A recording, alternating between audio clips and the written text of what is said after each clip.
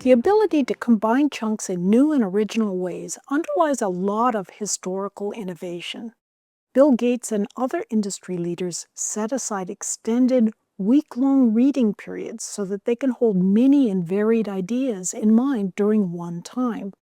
This helps generate their own innovative thinking by allowing fresh in mind, not yet forgotten ideas to network amongst themselves. Basically, what people do to enhance their knowledge and gain expertise is to gradually build the number of chunks in their mind, valuable bits of information they can piece together in new and creative ways. Chess masters, for example, can easily access thousands of different chess patterns. Musicians, linguists, and scientists can each access similar chunks of knowledge in their own disciplines. The bigger and more well-practiced your chunked mental library, whatever the subject you're learning, the more easily you'll be able to solve problems and figure out solutions.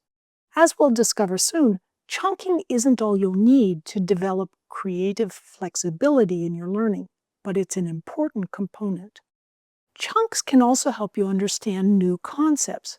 This is because when you grasp one chunk, you'll find that that chunk can be related in surprising ways to similar chunks, not only in that field, but also in very different fields. This idea is called transfer.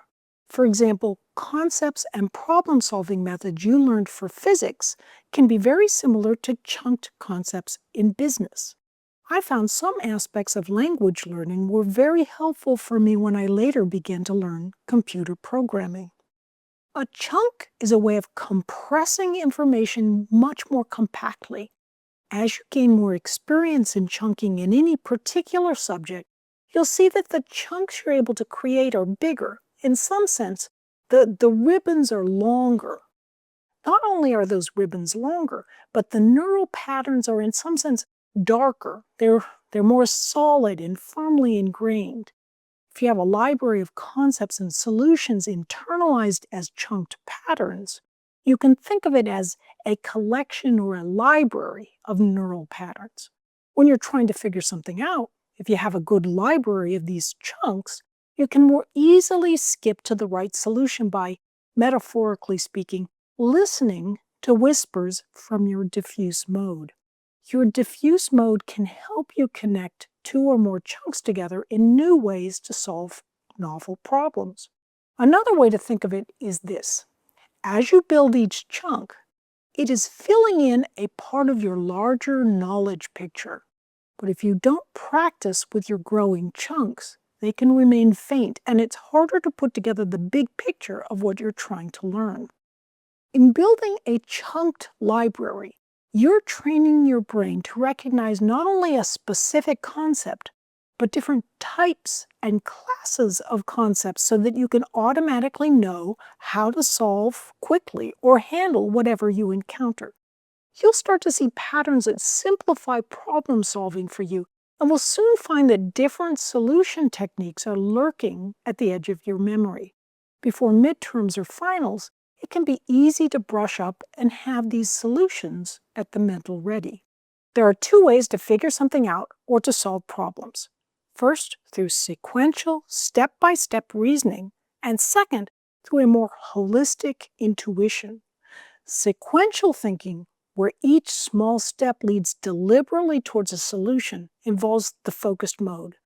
Intuition, on the other hand, often seems to require this creative, diffuse mode linking of several seemingly different focused mode thoughts.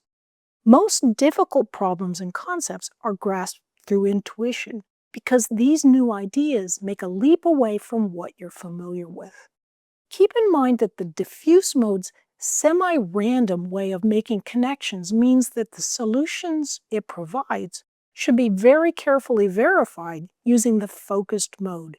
Intuitive insights aren't always correct. You may think there are so many problems and concepts just in a single section or chapter of whatever you're studying, there's just no way to learn them all. This is where the law of serendipity comes into play. Lady Luck favors the one who tries. Just focus on whatever section you're studying.